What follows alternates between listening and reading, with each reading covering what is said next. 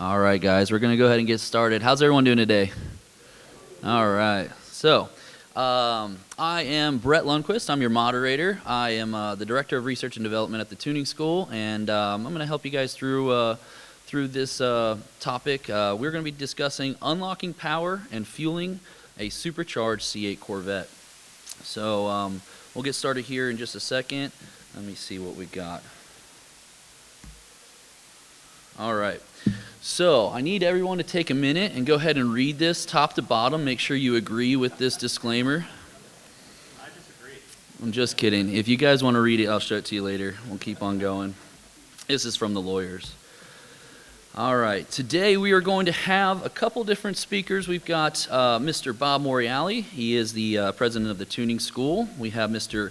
Greg Banish from Calibrated Success and Ian Lane from Boostain. So they all have a little bit different topic, and we're going to essentially start discussing this guy right here. We're going to talk about fueling a Magnuson supercharged C8 Corvette. And we're going to kind of start at the top level, real zoomed out, and then we'll slowly trickle and zoom into to some specific stuff. So other than that, guys, we love Q&A. We're going to save that for the end of everything. So if you have any questions as we're going through this, just save it up there in your Save it up there in your head, and we will get to a Q&A at the end after all the presenters have gone. Okay? All right. So let's go ahead and start with the big picture, and we're going to have our first speaker, Ian Lane, come on up and take it away.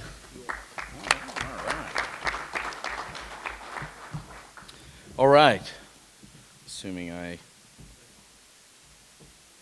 Okay. I'm not going to talk about the C8 Corvette at all. Those guys are way better at it. I'm going to try to help you guys. I'm going to try to establish a little bit of a baseline around fuel and fuel technology.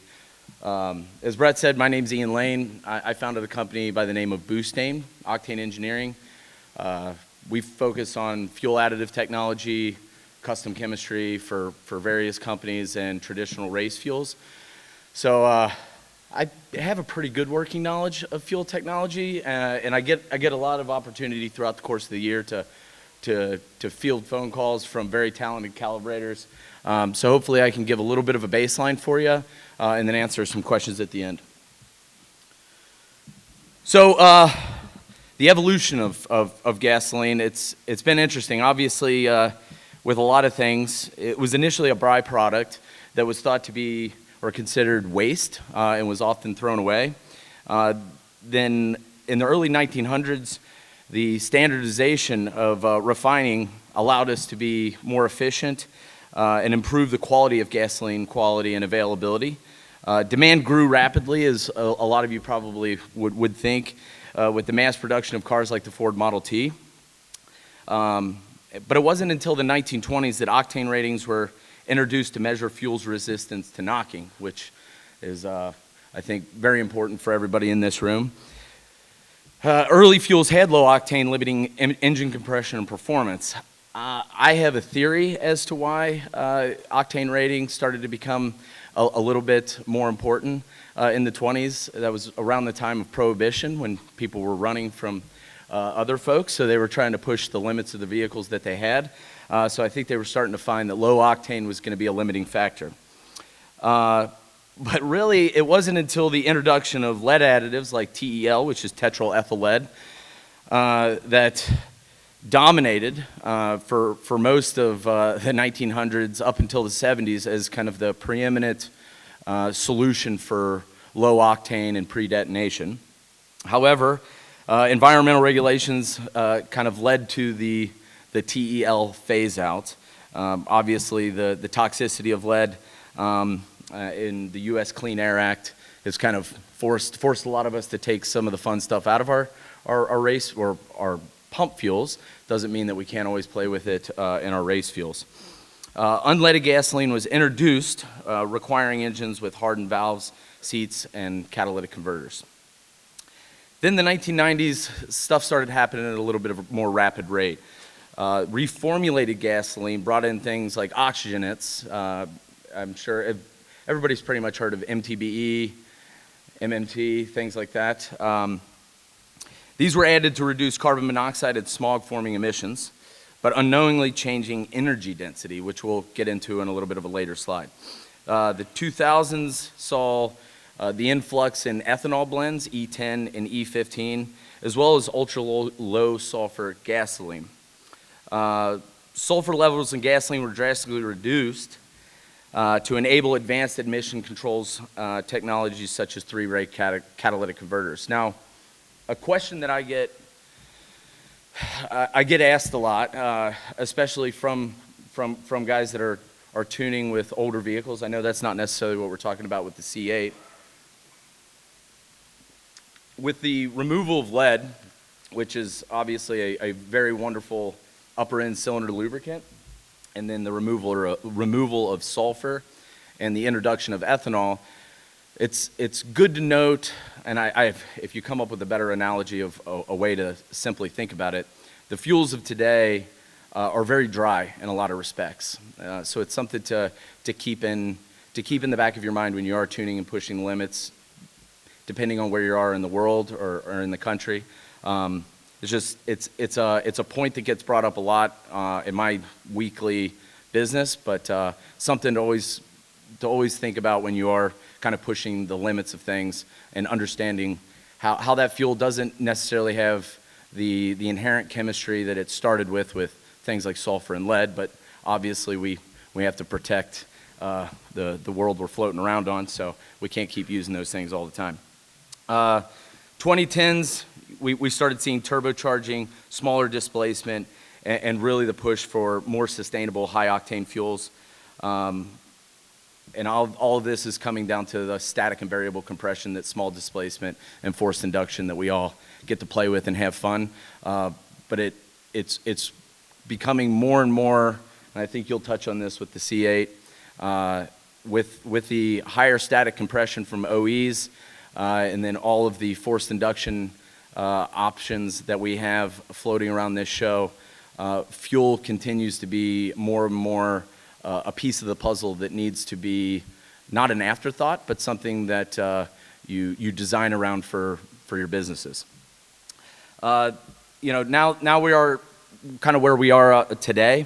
There's the emergence of synthetic and renewable gasolines, which is a lot of fun to get to play with. It's not quite sustainable until we get a little bit more support.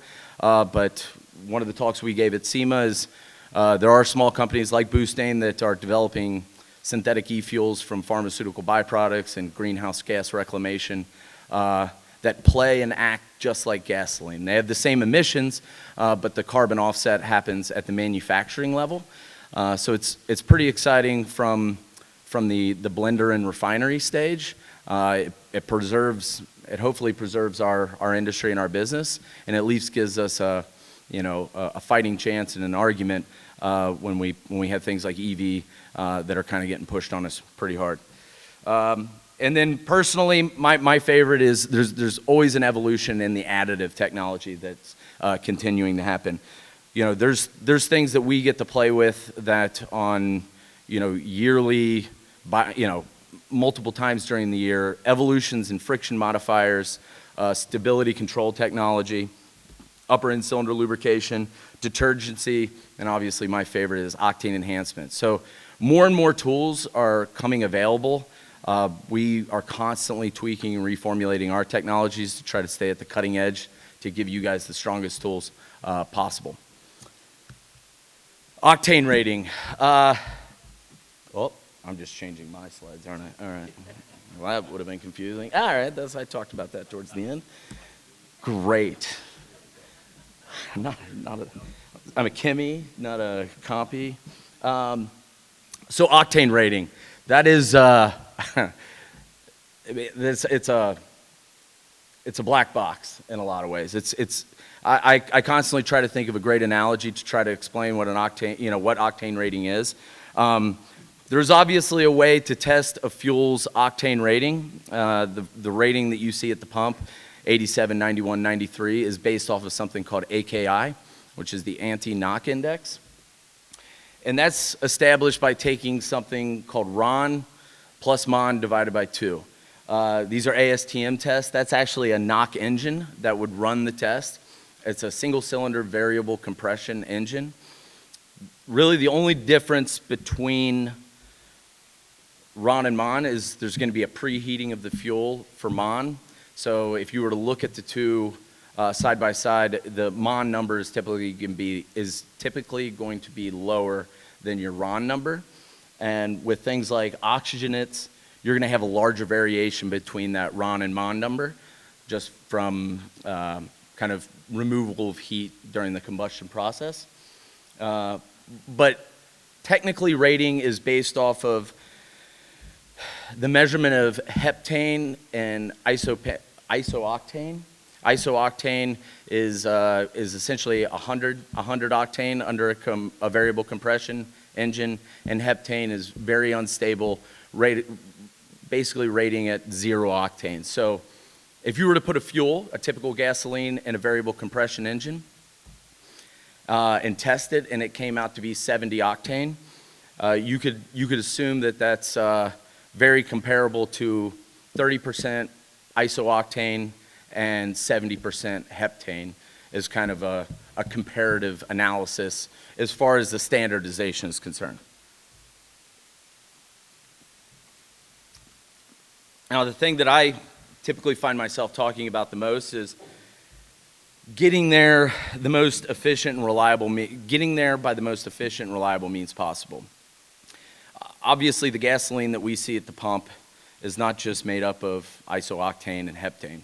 That's just a standardization and measurement tool. There's a million different ways that you can establish an octane rating as far as a usable, effective octane rating. And I think we'll discuss it more, but it's really trying to identify the tools that you have available, and being able to kind of build and tune around that for your customers' demand, and obviously what's going to benefit what's available for your business as well. And just to get this question out of the way, there is no tool that you can go to the pump like a flex fuel sensor and take 93 and put it in, I've seen many devices, but there is no device that will effectively tell you the octane level of gasoline. There is ways to tell ethanol content, but the really only true way to understand what a fuel's octane level is going to be sending it to a third-party knock engine. A lot of those devices utilize light refraction. So I've taken those devices and put a little bit of food coloring in them and been able to show 120 octane with a little bit of red food dye. So typically I get into arguments kind of all over the place, and I reach into my bag and I'm like, still got red food coloring. All right, give me 1 second. Now test this octane. I've got this really special stuff that should raise it a whole lot. And I'm like, wow, it's like, this is red food coloring. So can we get back to talking about what the octane level is? So you have octane, and then you have fuel density and some other physical characteristics that are just as important in a lot of regards. Energy density is something that is the biggest, most notable effect is going to be on the efficiency of the vehicle. I think everybody who runs E85 knows that they're filling up about 30% more. They're going through that tank of fuel a little bit quicker, which is, I love the E85 argument. I love E85 as well. I don't want to be up here and hate on it. Okay, well, I'm trying to be down the middle, but there are things to understand. Energy density being one of them. E85 is something that people do understand, but that doesn't necessarily translate to the power that ethanol versus traditional kind of petroleum ethanol, or not ethanol, petroleum distilled products like gasoline. Just because they have a different energy density, it doesn't necessarily translate into the power that you're going to be able to unlock. There's a lot of other factors that play into it besides just that, but understand that the fuel's efficiency is going to change because of that energy density. And then kind of going off of that with E85 and why it doesn't necessarily correlate with energy density is ethanol has a wonderful effect that everybody is aware of, I'm sure, which is latent heat of evaporation, kind of a chemical intercooler. So while if you look at the chart, kind of over on the left, you're going to see diesel fuel. Fischer-Tropsch is actually a process for synthetic fuel. But gasoline, you're going to see, is going to be kind of over on the left side where you're going to see about 30% less dense ethanol landing in the middle of that chart. But I think everybody has seen the opportunities that E85 give in a forced induction application, where heat could be a limiting factor, and pulling that heat out with the latent heat of evaporation is a wonderful tool that we should all keep in our toolbox, as long as we're willing to utilize it safely, because there is a limit. There's going to be a point where there's going to be so much heat kind of soaked into that combustion process or in that fuel that you're at the limit. And in a lot of our experiences, the pump E85, assuming that you're getting 85% ethanol at the pump, the other 15% is not a very reliable fuel. It's typically an 87 octane. A lot of the benefits from a flex fuel or at the pump are going to be realized with the cooling effect. Obviously, ethanol does have an octane rating to it that is very friendly to performance, but once you run out of that latent heat of evaporation, I kind of think of that last 15% of the fuel as the Alamo. And if it's bad fuel and knock is going to happen, be careful, because it will happen on pump E85, even if you have 85% ethanol, versus like a more traditional race E85, like the one we make, VP makes. There's a lot of friends in the hall that make good E85, some better than others, but I can speak to ours. It's going to be made up of 100 octane that's going to be making up that 15%. So again, I can't think of it. It's the last line of defense once the benefits of ethanol are kind of exhausted. And that kind of brings it to, and we've been talking about it, but the effective octane rating is a term that I use often. When I tell people that they're tuning to a specific fuel, I don't always want to recommend an octane level for our fuels. I try to tell our customers and our tuning partners to tune to the fuel, not the number, because the number can sometimes be misleading.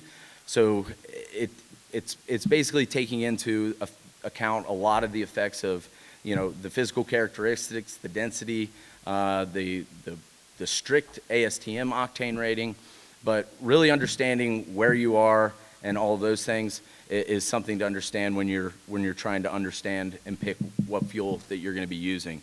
And then another common question: currently there is not an additive that if you pump E70 out of the pump, that there is a magic additive that will raise it to E85. The only way to do that is to add 100% ethanol. It's just a ratio. If I could figure out how to do that, I would just sell it to the refineries probably. So yeah, sorry, but there are some of us that are working on sustainable solutions, but currently not quite yet. And then ultimately, it's choosing the right fuel for your business. We've been kind of covering it the whole time, but if I were to say from my own experiences, we're obviously always identifying compression and kind of the performance of the engine is kind of the first thing on everybody's mind. We're going to build this vehicle with a horsepower number in mind, and then we're kind of trying to figure out what fuel in the 23rd hour we're going to be trying to marry with this particular situation. Obviously, there's some variability and flexibility with the type of tuning that very talented calibrators are able to do, but it's not a bad thing to start taking into account what you're going to be building around, whether it be NA or forced inducted. Obviously, the static and variable compression are going to have a lot of effects around it. Whether there's going to be the presence of oxygen in the fuels, and then really from a business perspective, the folks that we see that are very successful with our fuels is understanding the customer type that they're catering to, and then the fuel availability that they have readily around their shop. You know, tuning to an E85 that a customer might have to drive 2 hours to go get isn't a real sustainable solution. But there are other alternatives that companies like Boostain and others out there do try to help and provide. But do understand that fuel availability and customer type are just as important as the compression ratio in a lot of regards and how you're going to pick your fuel. And there's also the opportunity with residual sales as you pick those. So that's actually it. Thank you guys. Q&A at the end. Yeah.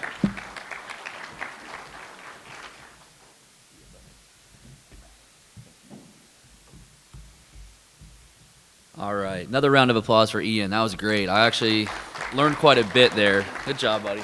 Good job.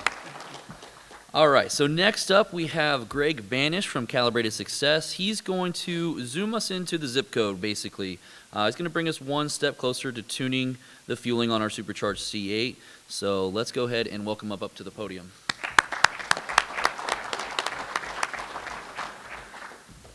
Thank you, Brent. Bob was kind enough to remind me that you guys are going to have to pay attention here, I only have about 90 minutes to get through the calculus today. So if you'll all get your calculators out and turn them sideways into scientific mode so you can keep up, please. And there will be a test when we're done. No? Oh, shit. All right. So anyway, I'm Greg. I've done some cal work in the past. What we got to do is we're talking here, and some of you guys who might have been at SEMA might have seen some of the stuff that Ian and I spoke about there before, and we were paired up with another gentleman who'd done a ton of work on hydrogen. And as a calibration engineer and as a combustion engineer, I look at changing fuels all kind of as the same discussion. So sometimes we're going from one blend of gasoline to another blend of gasoline. Well, heck, they move pump gas around on us, right? How many people grew up learning 14.7? You're all wrong, right? Where do we buy that crap now, right? What's the real ratio now? Yeah, it's not a 14.7, right? So it moves, it's off by a little bit, right? So right away, going from E0 to E10, assuming we get 10%, is a 4% shift in our chemistry, right? So if nothing else, we can get 4% more accurate on everything we do by just going that second column right there right away and find out what's that new stoic point for whatever this stuff is. So going from old gasoline, in air quotes, to new pump gas, there was already a 4% shift whether we liked it or not. And you could choose to ignore it. You can kind of bake that 4% error in into everything you do later on, and most of the time you'll get away with it, right? But as I start working on more and more complex systems where things stack up and they start to matter, and I'm doing a modern torque-based control system, like, I don't know, a C8, and things start to rely on other things being right as they come together. If I could eliminate 4% more of my error right from Jump Street, that'd be a big deal, right? And as I certainly go from E0 to E100, well, crap, on ethanol, it's a 9-to-1 ratio. And at E85, it's 9.85 to 1, assuming it was that. But even the gasoline that we buy, like Ian touched on it, it's not 2,2,4-trimethylpentane, right? It's not isooctane that you get out of the pump at Shell. We like to pretend that it is, but it's not. It's a cocktail, right? And somebody's back there, you know, at the refinery doing this and kind of pouring it into the pipeline for us. And so we get stuff that kind of on average just lands around 91 or 93 octane, and then we dope it with some other amount of ethanol or something else. But I could change, as a calibration engineer, you could hand me, you know, LNG, and we could figure out how to make that run. So as long as we have a way to deliver that to the engine, we're at least on the path. So one of the first things we look at is how's that stuff getting into the engine? And usually it's either a port or a direct injection system, right? So we've seen that, and some engines have both. Cool. How much stuff comes out of that thing when I put it on? I don't know, for how long, right? I need to know that. That is absolutely step one. So if I don't have injector characterization, if I don't know how much stuff comes out of the nozzle after 2.00 milliseconds, right? Or more importantly, let me work the other way. I need 12 milligrams of fuel on this shot because I know how many milligrams of air I had coming in. That, of course, assumes that all the airflow models are perfect, right? That's never wrong. So I got to get, and I divide by that stoic point, and I've got this many grams of air divided by some magic ratio, and I need this many grams of fuel. I got to know how to get that. And you can see that those dots down on the bottom, they don't fall on that straight line all the time, right? So every fuel injector behaves kind of like that garden hose when we're sitting out in the driveway. We put our thumb over the hose, and we build up a little bit of pressure, and then we open it and we let go, and it sprays really far, and then it kind of relaxes into a static flow. And fuel injectors do that every time they fire. Now, how much and how different that is inherent to the design. And the only way to know is to test it, right? And we're hoping that the manufacturers of the injectors are pretty consistent about what they sell us. And as long as we get that data, we plug it in, then I ask for a ratio, I get a ratio, or I ask for fuel mass more appropriately, and I get that fuel mass. But if I can't get there, I'm wasting my time. So once upon a time, we, as a group here, we're kind of in the dark ages. We had to believe whatever somebody kind of told us about the injector, and that's a 42 pound per hour injector. You just put that number in, and everything else will be fine. Is it? Or is there a little bit more to it? Well, we realized, we got smarter as a group, right? We realized that, no, I need more than just the flow rate. I need those offset numbers. And, geez, I'm going to run this thing at a pretty short pulse width because it's a really high flow injector, but I only need this much to idle or to cruise. Well, I need those nonlinearities. And as it turns out, different manufacturers describe that nonlinearity with different numbers or units or tables or whatever it may be. And so we got to put that stuff into the language that GM speaks or that Ford speaks or some standalone speaks. And so getting that right is, again, tied to that hardware of the injector. And then, oh yeah, by the way, if the fuel density, viscosity, whatever changes, well, that may shift this as well. But I just got to get the amount of fuel in there. And that's like steady state. That's the easy part, right? If we were just continuously running at like 2,000 RPM and a fixed blade angle, is that how people drive? Right? We haven't even got to the race car part yet, right? We're just barely getting our engine running. So then we got to say, okay, well, what happens when we put this stuff into our engine? Is it port injected or is it direct into the cylinder? If it's port, where in the port? Are we a carburetor up in the top of the center plenum? Or are we multi-point down by the valves? How much of that fuel goes right into the intake valve when I inject it, and how much of it forms a puddle? And that puddle kind of grows to some size, and fuel comes into the puddle at some rate, and it's coming out of the puddle at some rate. And in steady state, we kind of get equilibrium, and it's cool, and we can ignore it. But every time I tip in, even the carburetor guys knew that when I tip in, I need some sort of thing because I strip that fuel off the puddle on the wall and I start running lean unless I do something else. Well, that became the accelerator pump. And we go to EFI and, oh geez, there, even on the simplest standalones, there's some sort of accelerator pump table in there. And as we get to OEM controllers, it's just more exotic and more controlled. And in fact, what you'll see is we model the puddle. There's tables labeled puddles sometimes, right, depending on which manufacturer you're looking at. Or they may say fuel to wall impact factor, right? They get fancy. Keep your pinky out while you drink. But we need to know what's happening. What if I go from gasoline to hydrogen? How much puddle do I get? Right? It's a gaseous fuel. It doesn't puddle. But other fuels might. Right? So if I've got fuels that like to condense on my intake manifold wall, well, that might be a bigger deal on this fuel than it was on that fuel over there. So even in steady state, if my fueling was right, my transient fueling's wrong because of fuel properties. And we've got different ways to chase that. And again, this gets very manufacturer specific. So you might see as we drill down on a GM control system later, you'll see how GM models that. And they might have a different puddle table for gasoline than they do for ethanol. So the cool thing is that I come from the Greek society. And as the head of recruitment for Lambda, I'm here to bring you into my nerdy little fraternity, right?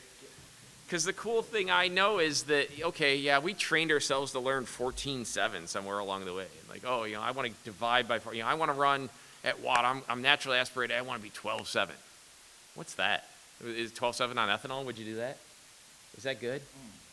Oh, no, it's bad. That's on the wrong side, isn't it? Yeah. Ah, crap.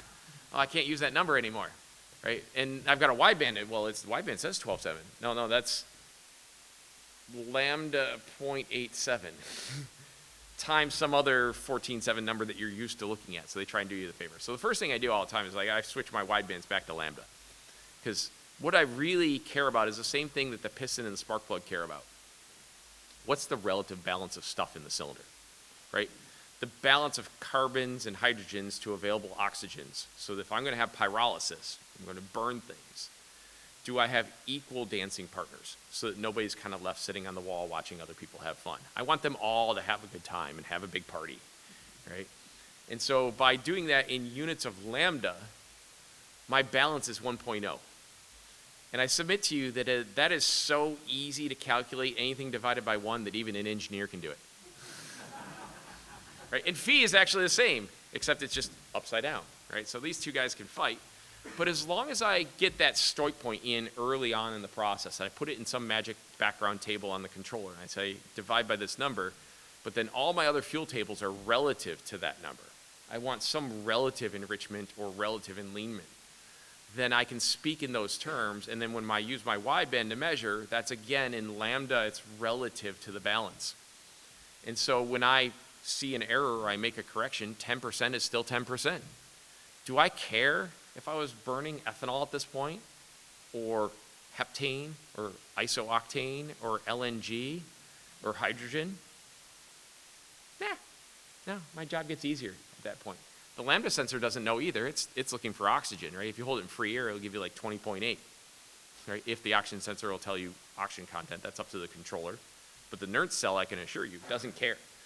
Right? It's got a cross-contamination to hydrogen, and that's a nerdy little, graduate level argument, but who cares? So when we get to this part of the process and we start tuning and we're kind of zooming into what do we really do here, does changing my fuel change the airflow side of the engine? And the answer is usually not. Now, there is some small argument that the amount of fuel I put into the system may displace the air. But now we're arguing very small changes at that point, right? So fundamentally, the pumping efficiency of the engine, how well the gas exchange goes from the intake side through the cylinder and out the exhaust side, is kind of set. It's kind of there. That's what the engine builder decided that. He just didn't know it yet, right? He decided how much air we pump through this engine. As calibrators, we give it an appropriate amount of fuel, which carries a certain amount of latent energy inside the chemistry that we are going to release that hopefully pushes on our piston. But that airflow didn't really change, right? If I have a mass airflow sensor, certainly that didn't change. Usually at the OEM, guess where that number comes from? Do you think we tune that on a car? Or maybe they have a flow bench somewhere, right? And chances are the flow bench is probably right. We spend a lot of time screwing that up in our world, right? Cold air kit, or we put the MAF in a new tube or something crazy like that. We change the sensor. Okay, fine, but the curve is the curve, and it's going to be some sort of smooth, progressive thing, and the pumping efficiency is going to be some sort of table that's predictable as well. It has nothing to do with our fuel. So hopefully we just leave that alone unless we've made some sort of change there as well. Which leads me back to the combustion process. And there's a concept that we have to start thinking about, which is flame speed. So my little guy here, and I didn't do the Jam Handy video, but I've been known to grab that one where they have down the gasoline trail. Go Google that, that's fun.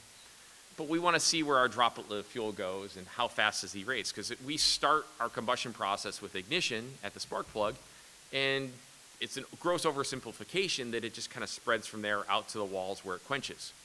And that's the easiest combustion model for us to kind of wrap our heads around. But how fast does that happen, right? It's not instantaneous. Now, as a combustion engineer, I wish, please, could I get bulk ignition? Because if I could get bulk ignition, I wouldn't even start this process while the piston's still on the way up.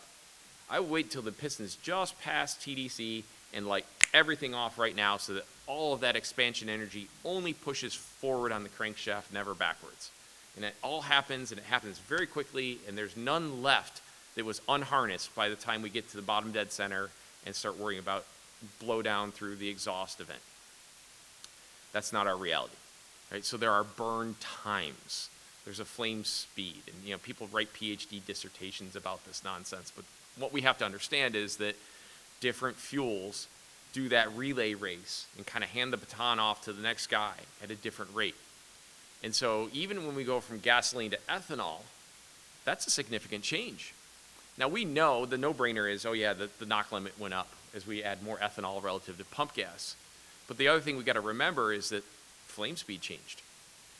And ethanol actually burns quicker than gasoline. So if we're shooting skeet and we're aiming ahead, we may have to change how much lead we give this thing. If we want the cylinder pressure to peak at the same point in the cycle and push on the piston the same way it used to, because a faster burn, if I light it off super early, well, geez, I'm going to have more of that burn happen while that piston was still squeezing upward or at TDC where there's no leverage on the crankshaft. Not super good for us, right? We're trying to push the car forward with that crankshaft, so we got to think about that. And so that's where we kind of get into that CA50 number we talk about. That's the crank angle for 50% burn. It also ties pretty close, but not exact, to our location of peak pressure in the cycle. We want to push forward on the crankshaft, not backward. And so when we change from gasoline to ethanol, what we're going to find is that there's a net change to our spark tables. And this is the difference that I ended up with on my car. So I have a boosted LS. Nobody in this crowd does that, right? But this is the net difference in what I did on spark timing for my high ethanol table versus my low ethanol table. And so, of course, the bottom right corner is interesting. And you see here, I only added about 4 more degrees. You know, I probably get away with maybe 6 more, but it's a street car, and I don't know what the blend of E85 that I'm getting this week is. So this does not knock. I can fill this car up at any gas station, anywhere, anytime, and drive across the country. I'm good. And it doesn't blow up. It's done 3 hot rod power tours. It's happy. It's good. Could I make more power? Yeah, probably. But I'm very tire limited anyway, so who cares? I'm not putting a slick on it. I don't care. It's not my drag car. It's just something fun to drive. But the interesting part is up there, all that blue, those -4s, -5s. You can see I pulled a significant amount of timing out. And what am I doing up in that area? You know, that's like 1,500 to 2,500 RPM. Am I racing there? You know, it's pretty light on the air mass side. That's pretty light load. And so that's my cruising range. And I've actually pulled timing away because I would otherwise be over-sparked. I would be beyond MBT timing on this thing. And so what it means is, in order to avoid trying to push against the rising piston, I wait and start that process later because I know it doesn't need as much lead time. It'll be okay. Just wait. Wait for it, right? Now hit it. And that's the most efficient point in the cycle. So that's very specific to my program, right? So as I go from one engine to the next, if there are different compression ratios or displacements or mixture motion in the cylinder, this is a good starting point. This is the trend that you will probably see. And you can see a lot of those are zeros, where they're unaffected. And then there's other areas where the knock limit was baked in up top, and of course my higher load areas were very knock limited. So even though I would theoretically need less timing, those I was artificially retarded anyway because I have to stay out of the danger zone. So I keep out of the danger zone. I just know that I can walk further forward before I get there, right? So, and that leads me to the next thing, and kind of my last point here is, oh, by the way, if you're working on a modern control system, everything's torque-based. So that torque model is no longer optional. I get a lot of guys asking me about, hey, are you going to do a trans tuning class? I'm like, yeah, tune your engine. What do you mean? I'm like, tune your engine. Get that part right. Is there a torque sensor on our car? No. Right? We build millions of cars a year as an industry, and there's not a damn torque sensor on any of them. Right? We infer it. But it's super important, right? Because all the throttle progressions are in the torque domain now. So more torque, car speed up, less torque, car slow down, right? Even Gronk knows this.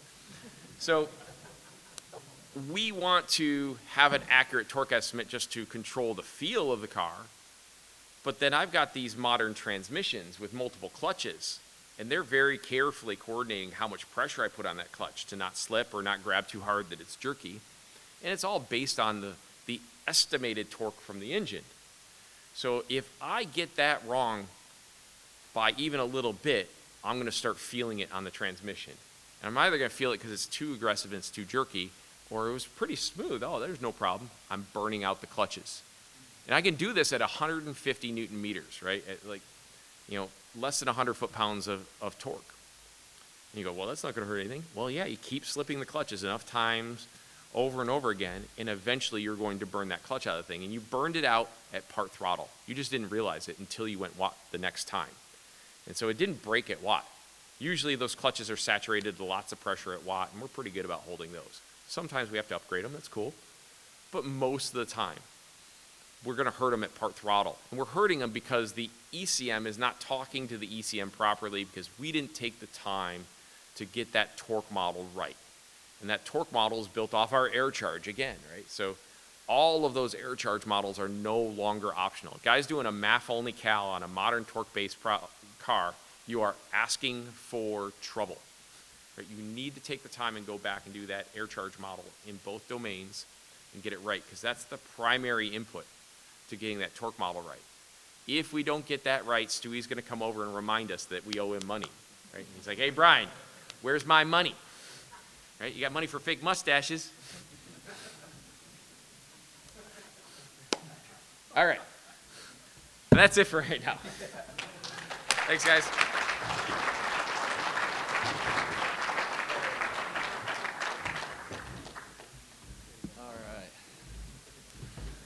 All right, that was great. Thank you, Greg. I appreciate that. All right, let's go ahead and see what else we're going to do. It looks like it's time to get in the car. So next up, we have Bob Morreale of the Tuning School. He's going to take us on our final steps of understanding how making changes to the fueling has become different on our supercharged C8 Corvette. So, Bob, come on up, everyone.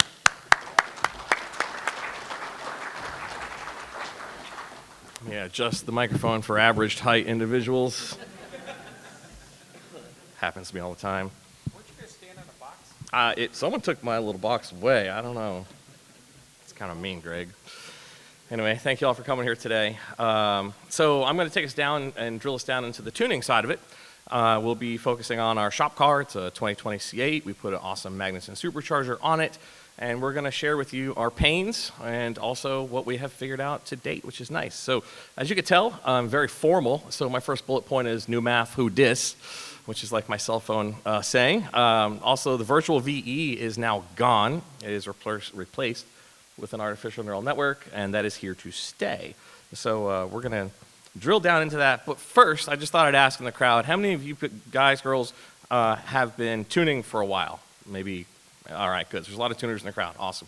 I'm going to do a quick roll from back to front, so Gen 3, then Gen 4 and 5, and then lay a foundation so we understand why things are different now with the C8. So just real quickly on this.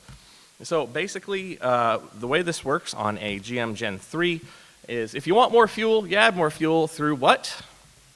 Mass airflow and or a VE table. Right? And it's okay, you can yell at me, I'm used to it. So a MAF or a VE table. So if you're tuning on a GM Gen 3, you will probably be doing this. And the one thing I just want to point out about this, there is no variable cam on the GM Gen 3s. They have a traditional MAF, like you see here, and then one traditional VE table. Now, how could they get away with this back then? Well, like I said, they have no variable cam. So therefore, that cam is fixed. How you bolt it together is how it stays. It doesn't phase. It doesn't retard. It doesn't advance. So moving quickly from the Gen 3s into the Gen 4s and 5s, so you have some changes start to occur. So you do still have a traditional MAF, which is nice, but on the VE side of things, you have what's called a virtual VE. You guys have all been familiar with this for some time. It's been a thorn in your side for some time. I think we all agree on that. So why do we have a virtual VE? Why did they have to do that? Well, that's a really good question. Because they ended up saying, well, now the cam moves all over the place. Sometimes the cam is retarded, sometimes the cam is advanced. Why? Well, maybe we need better fuel economy or better high-end horsepower or something to that degree. But that is literally like taking that cam out and shoving in a new one in real time. So as you can imagine, from a computer perspective, they needed a system that could do a lot of intensive calculations in real time, and so they drew up this virtual VE system. But as you can tell by the bullet point there, very processor intensive, that's an understatement. If you actually watch a GM Gen 4 computer or Gen 5 computer, they do a lot of overflow in the background. So what's actually going on with them is they're using a complicated system, which is the right-hand graphic, of a lookup table. I mean, it's very complicated. And so it ends up saying, right now, I'm at this RPM, I'm at this cylinder air mass, my camshaft's here, I gotta calculate all these things and spit out an airflow value so we fuel it correctly, like all these guys have talked about. That has to happen, but here's the problem with that. It's very expensive to build computers. It's just like buying a laptop at home or a desktop. You could buy a cheap one for $300. Is it gonna be very powerful? No. So processor intensive things means what to GM or Ford or Dodge? Money. How many cars they building every year? A couple mil, right? That adds up fast. So they build these Gen 4s and the earlier Gen 5s, and they all pretty much operate this way, where it says, what's my spark, what's my manifold pressure? I do all this, but all of a sudden, they're like, hey man, these chips, they're expensive, and we're not making any money over here at wherever, GM, Ford, or Dodge. So what are we going to do about that? Okay, well, what can we do? We've got this problem. I've got a cam. It's going to phase. It's not going away anytime soon. So one VE table became many. This now causes more and more problems for us because now GM or whoever, in this case we're talking GM, specifically the C8, they said, well, hang on. How can we deal with this in a way that's cost effective, even though this continues to happen?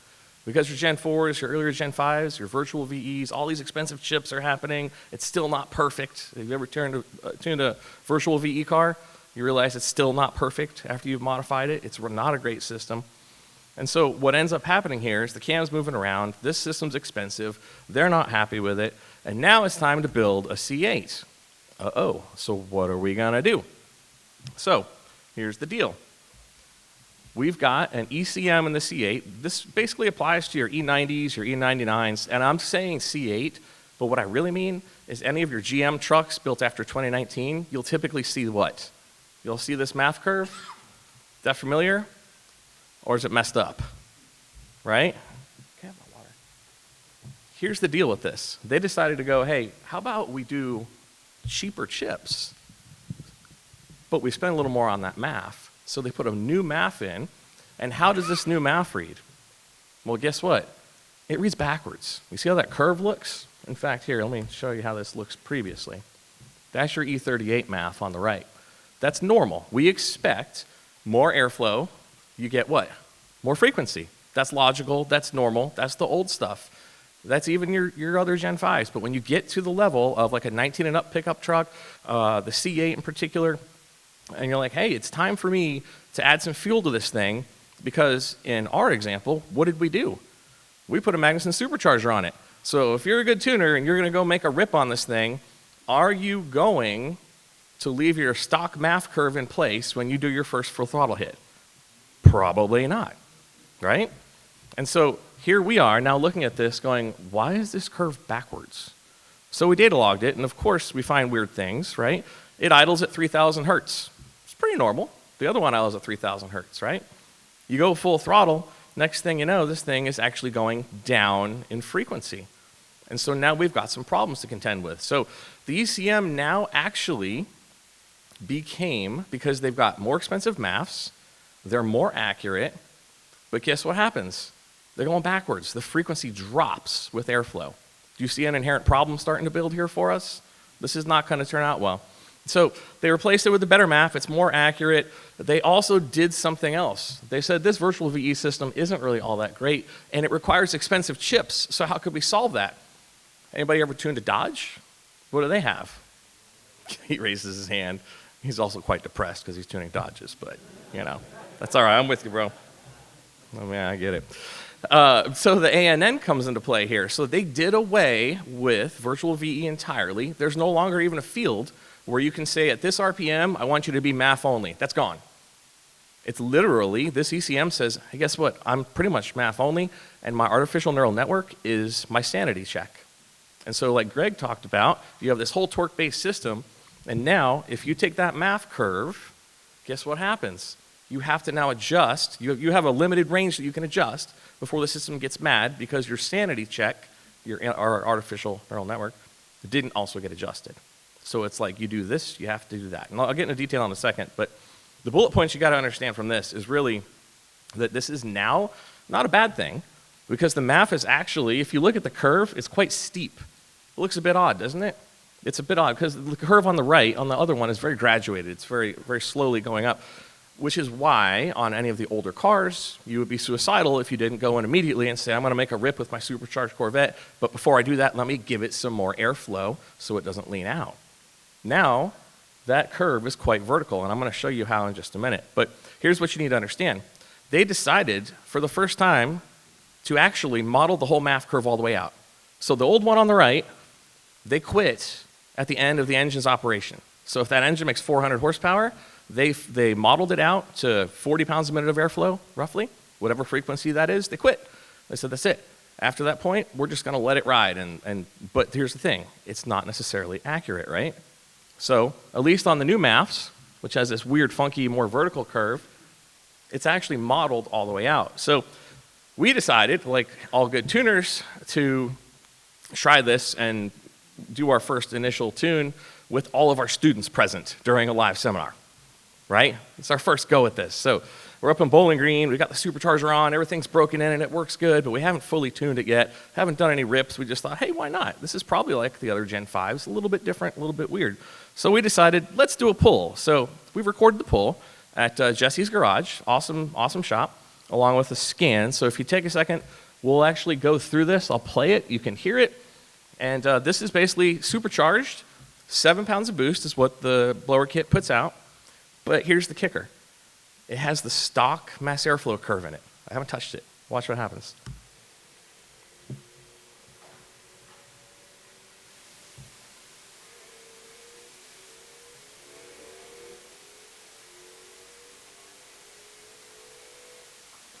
Boom. I'm just kidding. Nah, we're good. I was really worried about that. I'm like, oh man, this is bad. So I'm going to zoom in so you can see what the data actually shows you. And here's where this leads us down our rabbit hole of what is going on here. So basically, what we have is a scan from top to bottom. Our cylinder air mass is at the top in white. The next one down, we've got our boost in yellow, which you can see is 7 pounds at 6,000 RPM. 1,000 hertz. It's kind of weird. It's really backwards. That should be like 13,000 hertz, right? But this new sensor reads backwards. So you see the curvature of that blue line going down. What I really want to call your attention to, though, is the third group down, you have the blue values, which say wideband, because the C8 is closed loop all the time. The wideband's operating. The wideband's showing a lambda of 83.83, and our command is 816 or 82.82. But here's the deal. You guys have all tuned before. If you did this on a C6 or a C7, you did a full pull with a supercharger and you didn't raise that MAF curve, would the wideband match your command? You'd be dead lean. The computer didn't know there's more airflow. You didn't tell it was more airflow. How is this possible? So we're sitting in class and there's 15 students staring at us, right? And they're like, hey, we're happy this works and I'm happy this works, but why did it work? This doesn't add up. So what am I going to do? You're all tuners, right? So the next thing down, you're going to look at what? Your fuel trims. I want to know, did it have to work hard to fix the problem? Did the back of the system say, the front of the system screwed up? You didn't tell me there's more airflow here. And I look at my fuel trims, and to my surprise, they're negative. Negative 30%. We've just added 200 horsepower worth of airflow. We didn't tell the computer a darn thing, and somehow it still was perfect. The fuel trims didn't even have to kick in. Brett, you do Coyote Mustangs all the time. I'm sorry to hear that, but we love Brett. He's our Ford guy. But on a Coyote, if you put a blower on and you don't tell it there's more airflow, the widebands have to do what? They kick in. They go, hey man, you were lean. I've got to bring you some extra fuel. The back of the system is saying the front of the system is incorrect. Our C8 here, bone stock, other than a supercharger, it's perfect. Why? Well, I don't know. Everything else adds up. Look at the very bottom. The torque's happy because my TPS in green, it's at 83.9, and my accelerator pedal, full throttle too, so everything's working like it should. This is actually really quite good.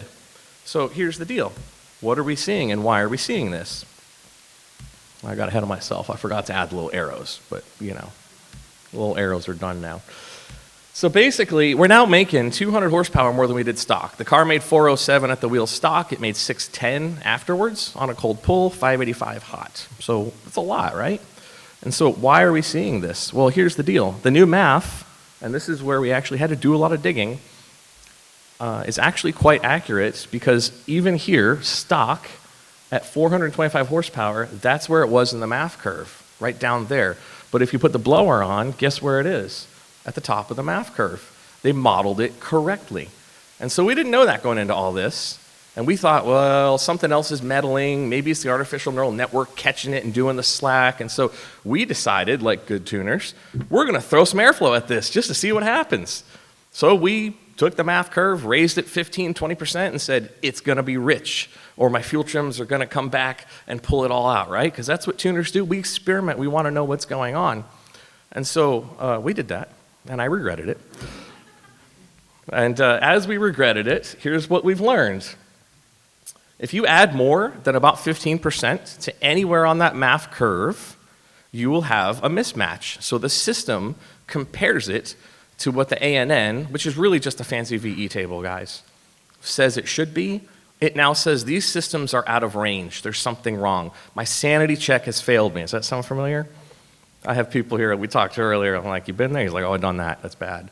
It's rough. Because in your mind, you're going, I'm going to add 15% to pad it, to make sure I'm not going to start too lean. I'm going to add some.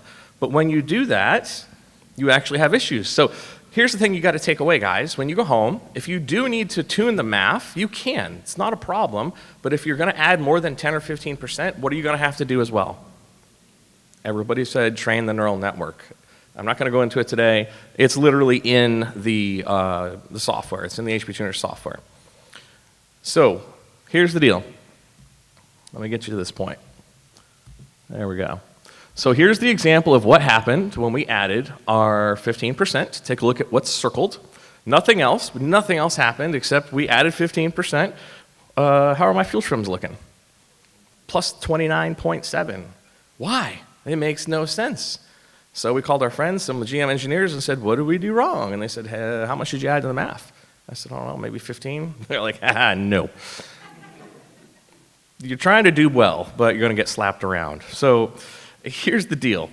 When you've gone out of range, you've gone out of that window where the systems look at each other and go, yeah, that's about right. Yeah, that's about right. We're pretty close.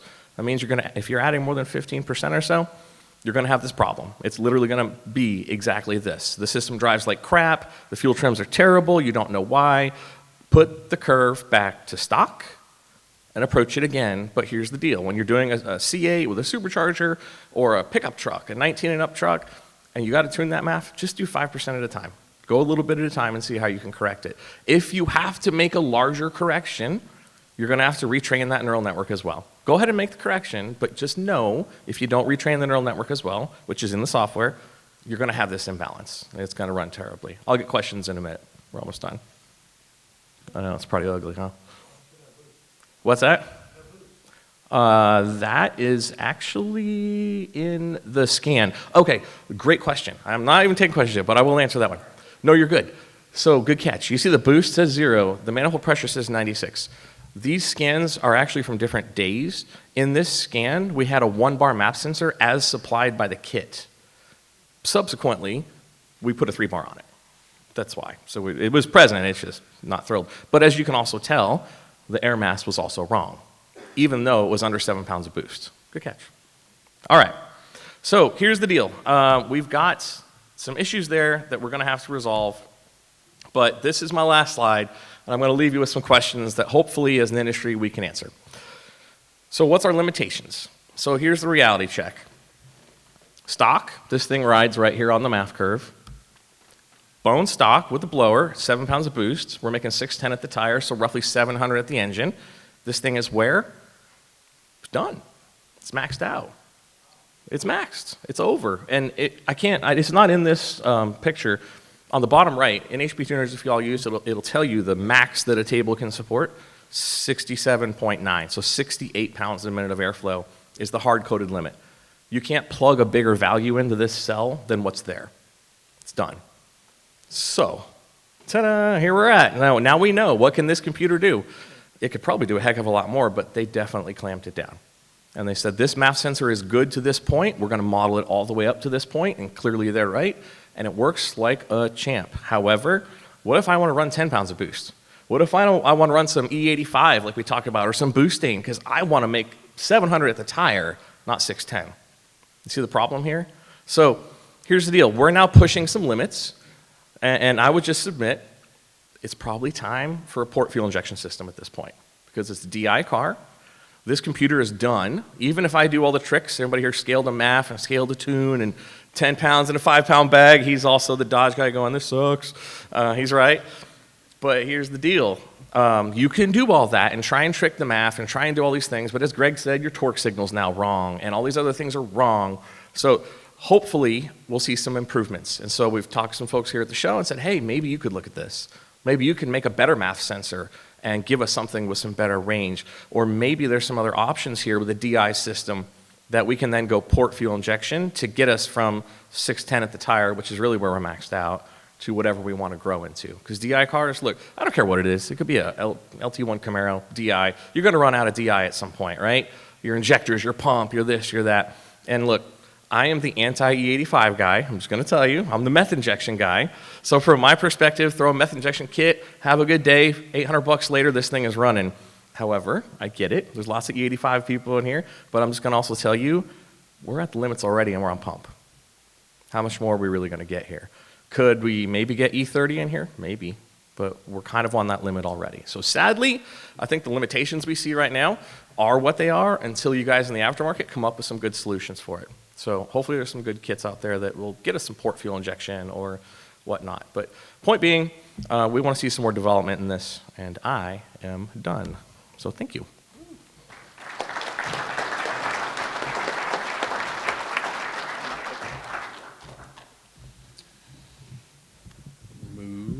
All right, here we go. All right, guys, so one more big round of applause for all three of these guys. Bob, Greg, Ian, thank you so much. Now it is time for Q&A. Now here's the thing. I bet most of you guys are pretty loud. It's actually not too bad of a room. So I have a microphone. I can come around and hand it to you and help you with that. But if you can be nice and loud and they can hear you, then they'll just answer you from here. Does that sound good? All right, I'm going to do... Well, he wants a mic for, I think, the camera. Oh, mic for the camera. There you go. Thanks for looking there, 'cause I wasn't looking there. All right, cool. I'm going to grab the mic, and I'll come around for you guys, okay? Oh.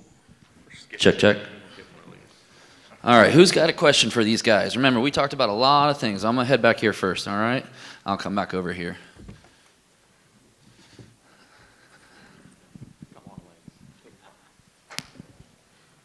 Thanks for the Dodge roast. I work on GM stuff too, and Ford. So I agree, it's not fun. But on the MAF stuff, are they using a communication protocol on the C8 stuff like the throttle bodies, so we can't just stick an older MAF on them and flip the table backwards? Or is it truly still like a pull-down system where it's just grounding that pull-up resistor? I don't know. Well, you got to put a scope on it, man. So here's the deal. Currently where we're at right now is trying to understand why they built this new MAF out, and we still get frequency. I don't get that. It should be digital. Period. It's period, so it should be counts. 1 over frequency. It's like Well, let the engineer talk for a second here. Bore him with something. period and frequency are like lambda and phi, right? One over the other. So what they're really counting now is period. So how long is the time between ticks, right? So Ford has done this game as well, so it's not new. It's been in the industry for a while. So you can always express it either way, and that's why when HP plots it and they show against frequency, because we're used to looking at frequency, if you took and replotted that in Excel and you calculated it as period, it would look like a normal MAF curve going up and out to the other side, right? As period increases, right? And as period approaches infinity, the frequency goes towards 0, right?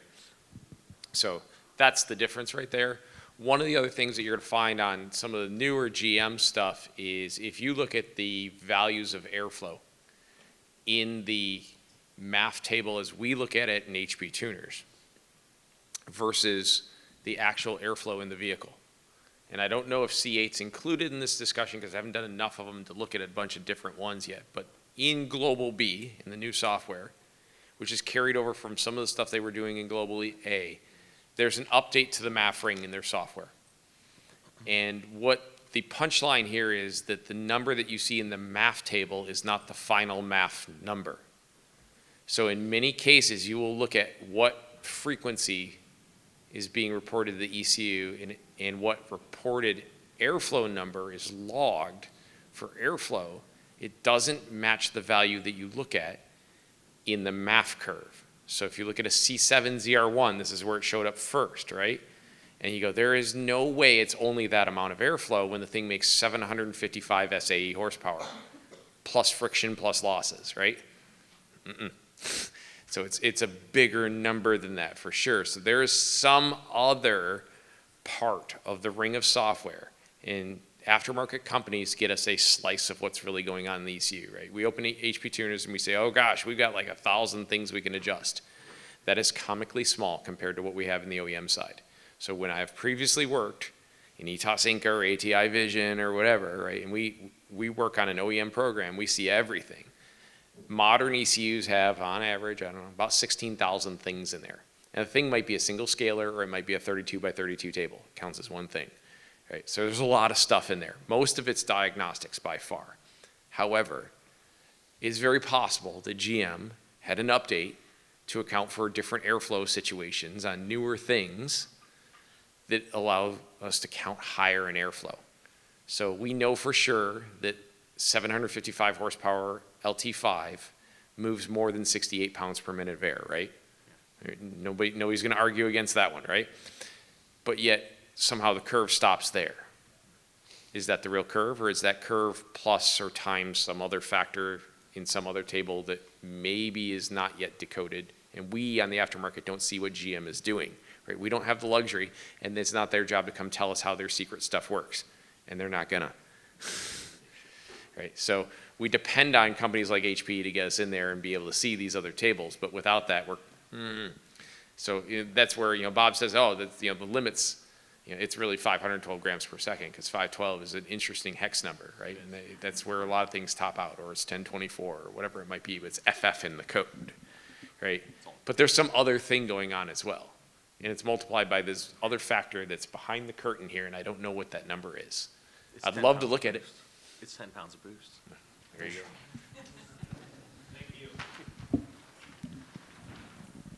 go. Can you go back to the data log again? We're making 600 and, I got a bad memory, 610 rear wheel horsepower, and You want the data log or you want the scan? the scan, sorry. Yeah, you're good. I was just curious what the duty cycle actually was. Like if we're topping out the mass air meter, but did we have any headroom on the duty cycle on the injectors, or are we topping them out It's as well? 14.8 on that, 14, 15% there, but that's not realistic. Yeah. Okay, so if somebody came out with an aftermarket mass air meter that gave us a bit more headroom, do we still have more headroom on the injectors, or are we close to topping out the injectors as well? You're at 23.5 on that, which is the run that we were referencing on the duty cycle. So 25 is usually where you'll start to see your headroom start to kind of go away, in my experience. Okay. Yeah, I'm going to say he's about out injector here. Yeah, This is we're done. he's tickling the limit here. He's done. Okay. I don't have room for another pulley. No. I got to be really careful if the air density gets good outside. I agree with that. I Okay, would so be it's, worried. it's back to just hosing it down with meth. Be afraid, be very afraid is the answer. Or add port. Or add, Or at port, right, okay, thanks. So yeah, DI is a new and interesting way for us to screw up combustion, right? So with port fuel, we could just spray whatever we wanted in the back of the valve, and it would eventually find its way into the engine. With DI, our window is about a quarter of what it used to be. The window is effectively the intake stroke, right? So 1 out of 4 strokes. Because I can't inject in a time where the exhaust valve is open, because the fuel just goes away, right? So that early part's gone, so I have to wait until that's not going to happen anymore, and whatever I inject stays in the cylinder. And then on the back side, there's this cold hard reality that fuels, due to their chemistry, take time to go from liquid state to gaseous state, and even after they're gas, they need to mix with the atmospheric oxygen, hopefully evenly, right? So you don't want a pocket of richness over here and a pocket of leanness over there in the cylinder. So to prevent that, there is some effective end of injection that going beyond that really doesn't help you.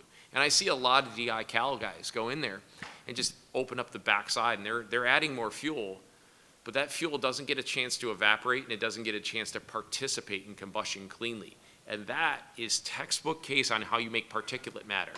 And so it's an emissions problem for me, but for you guys, it's just fuel that really didn't help you. Wow. Right? And so you get the, it'll fool you up too. so your answer is you got to find some other way to get the fuel in. right? Because there's that invisible line on the backside where it's not really helping you anymore.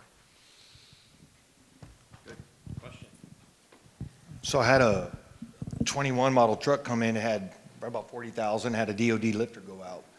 So they put a stage 1 quote, DOD delete cam in it.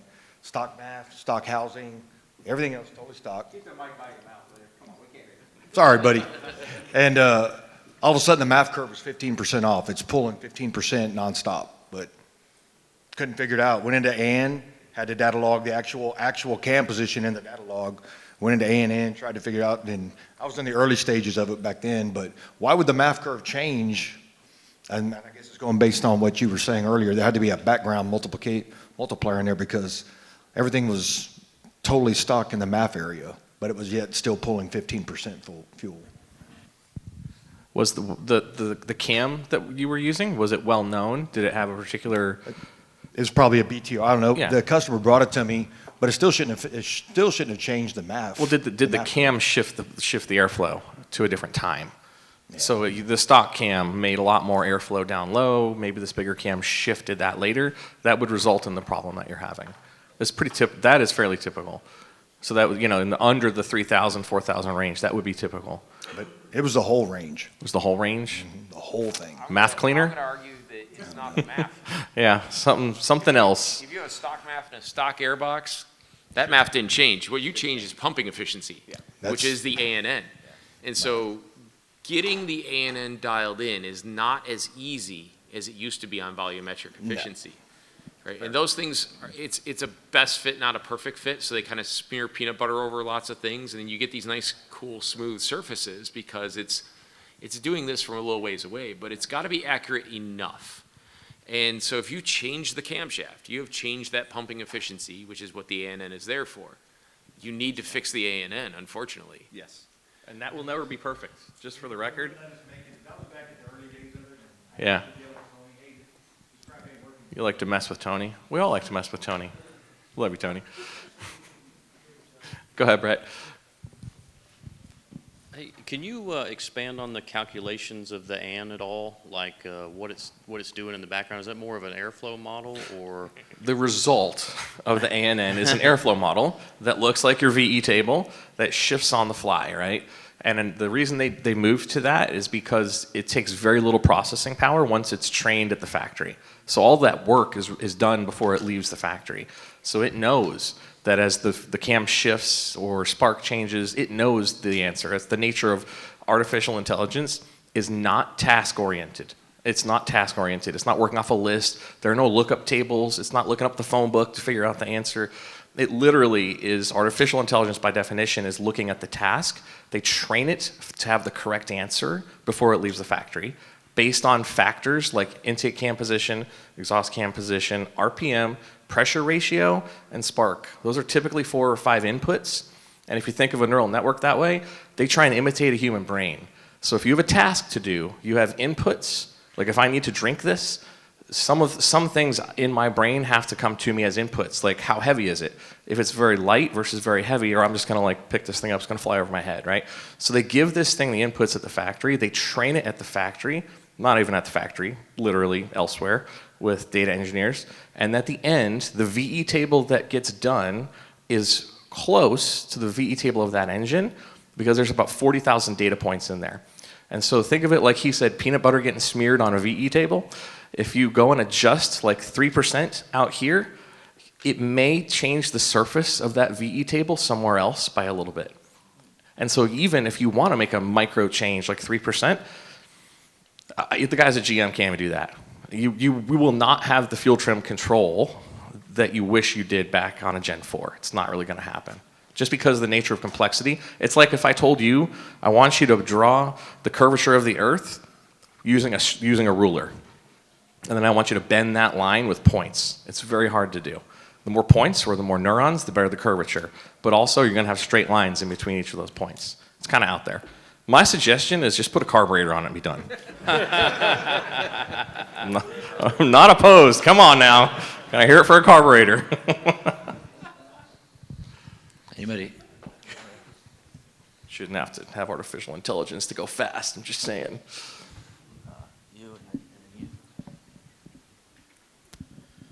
So I'm still a fairly newer kind of tuner. Started with GM, dabbled a little bit of Dodge. Still prefer GM because it's much easier, but also starting to move towards open source like BMW stuff, just experimenting. But when I started doing GM, I had a '06 pickup that had the capabilities because it had that traditional MAF in there.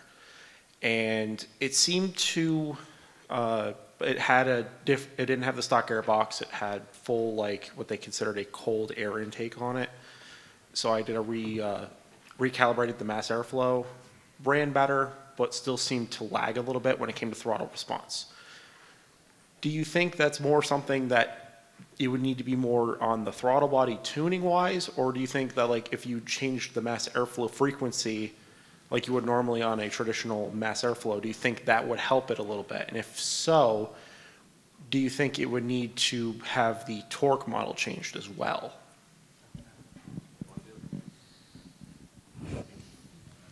So the MAF needs to match the steady state airflow, right? So if you held it at any given point long enough that everything's stabilized, the average number coming out of the MAF should match the average airflow through the engine, should match the average fuel flow going through it, and your lambda error should be basically zero, right? So MAFs are great steady state devices to that end. They're awesome. Even as the weather changes, pressure changes, temperature changes, whatever, they are phenomenal for that. What they are not good for is transients. So as conditions are changing, as you're tipping in, tipping out, it's not your throttle body's fault, but you at least put a cold air kit on the truck from what I heard, but did you do other changes? Is there, a cam change or an exhaust change or anything else? At the time, it was just that air box. Okay. There was plans to do a different camshaft with a different LSA on it, but other than that, it was just bone stock. Yeah, so we got to look at what did you break, right? What did you change from stock? And don't take this personally. It's just, we got to see, where do we go to fix this? One of the things we also change then, if it's a new air box, is you change the volume of stuff in between the mass air element and the intake plenum and the intake valve, effectively. That whole volume, if that gets bigger, there is anticipation logic in there, and there's manifold filling logic that filters the mass airflow sensor before it uses that number. So as you tip in, it knows it has to fill that space before it can start filling cylinders, right? And so that is accounted for in there. So number one, you got to get the MAF curve right in steady state. And the best way to do that is to do it on a flow bench without the car attached, right? So that's how GM does it. They go to a lab, or you send a Nick at PMAS back there. Yeah. And he's got a beautiful bench, and he can get any cold air kit and turn it into the exact curve that is exactly that thing. But we usually do that by lambda error working on the vehicle, right? We look at O2 trims or errors, and we force it in that way on MAF-only mode. And then if you have transients, there's other tables for the transients, and that's where you get into the manifold volume, or do you have a fuel wall impact issue if you change the injectors or anything like that. And fundamentally, like if we change a camshaft, for sure the background volumetric efficiency model needs to be updated because it's using that as the first guess. Anytime it can't believe the MAF, it goes to that backup model and says, hey, backup model, what should I be doing for air charge right now? And it goes to either the VE surface or virtual VE or the ANN. They all have the same job, and their job is to give me a number for air per cylinder that we use to then divide by the ratio and get how much fuel goes into that cylinder on that shot. And then we go back to the injector model and figure out how much on time that means, right? So it's always the same task, and I really don't care if it's a BMW or a Ford or a Chevy or whatever. That's what they're doing, right? So is the MAF right? Well, the MAF's just got to be right in steady state. Right? And once that's right in steady state, stop touching that curve. Leave it alone.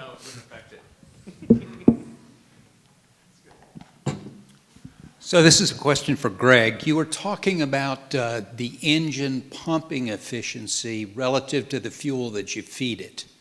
And is there a difference in your idea between pumping efficiency and volumetric efficiency? Effectively the same thing in this discussion, right? Oh, okay. We're splitting hairs if we're getting tighter than that. I'm used to volumetric efficiency, Yeah. and you're using the term pumping efficiency. Well, so volumetric is what percent of that nominal cylinder volume is filled. Mm-hmm. But we pumped it in. Okay. And we pumped it out, right?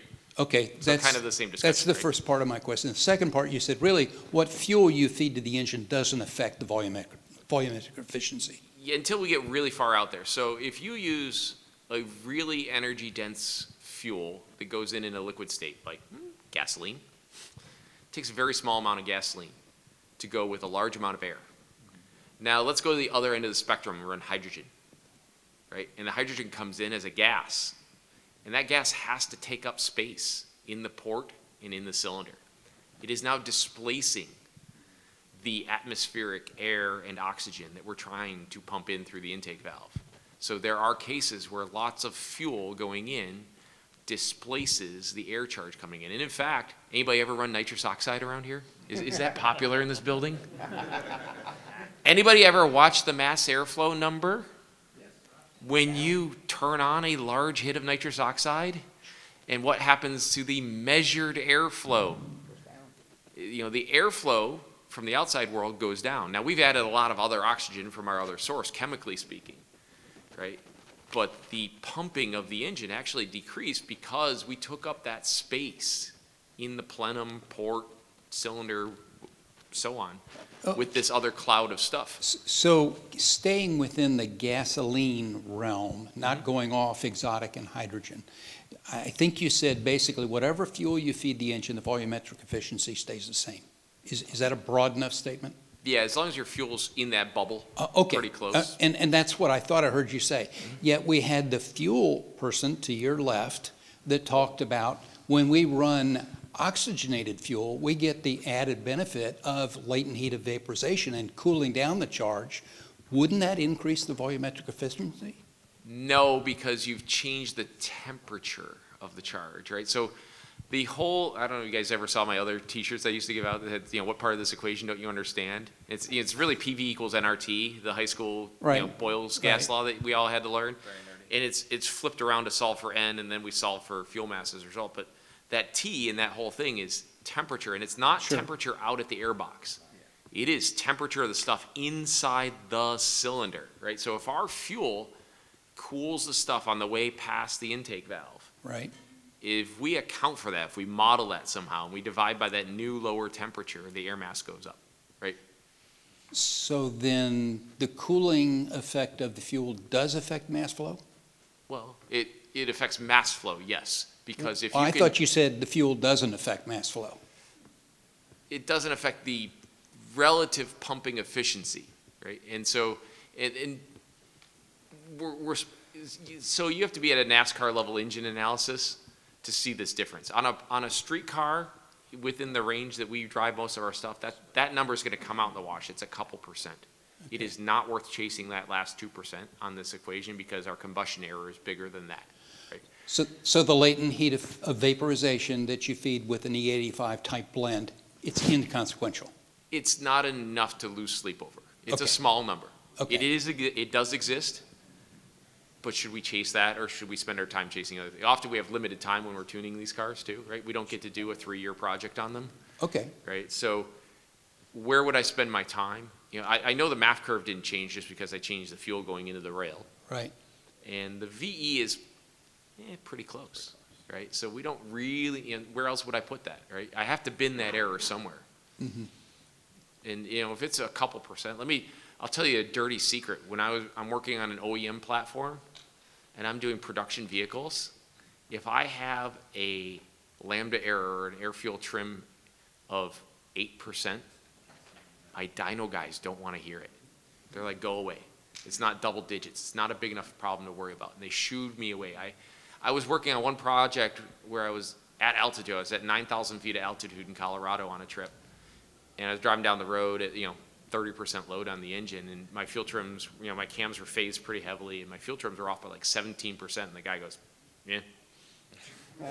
That's what your O2s are for.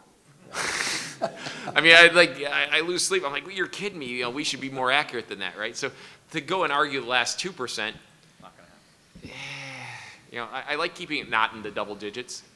And the dyno guys won't even answer your phone call if you don't have a double digit problem. They answered that phone call and still told me no. That's awesome. It's temperature related. Yeah. Have you guys played with the core ECU? And I'm just wondering how much of this more modern stuff they're bringing to the game, or is this more of a Motec type system? I've played a lot with the core ECU, and your moderator has done even more than I have. So, would you like to answer his questions, Sir Moderator? Yeah, sure. He's like, I'm just the moderator today. No. I didn't have to turn my brain on today. I thought I was just cruising through. So could you restate your question real quick?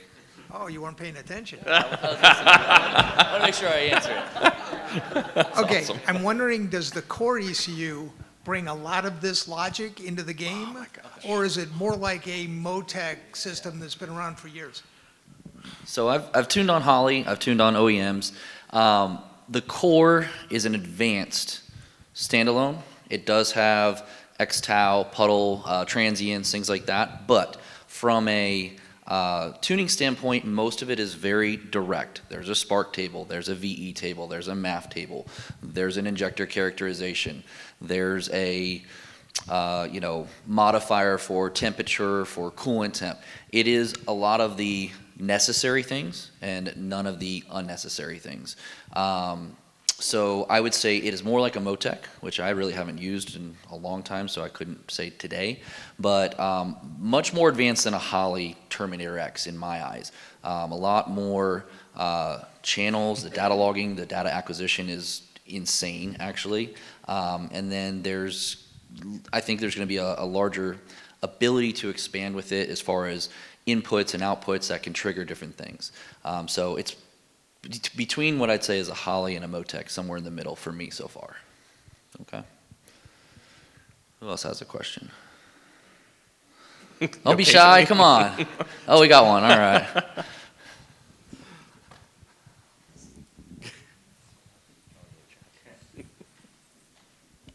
I'll go back to that C8 MAF curve. So is there still an impact of double metering of airflow on those lower idle? Reversion? What? You're talking about like reversion? Yeah. Okay. Or are they offsetting for reversion? Is that what you're saying? Well, is it less sensitive to that? Or, I mean, it's part of the design of the supercharger, right? Just how much? Sure. The accordion effect is what he's really talking about, of when airflow comes in, bounces off the valve, goes back out towards the throttle body. Kind of, air works like an accordion because valves are open, valves are closed. It kind of goes back and forth.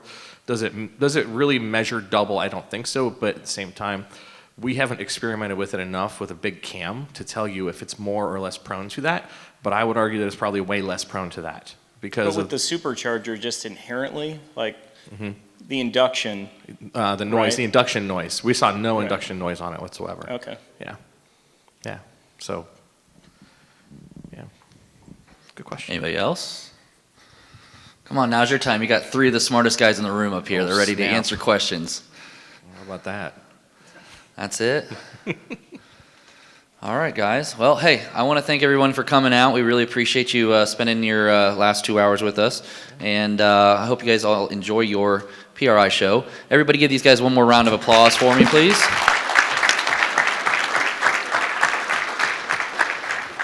All right, everybody have a great day. Thank you. We didn't say anything stupid. Well.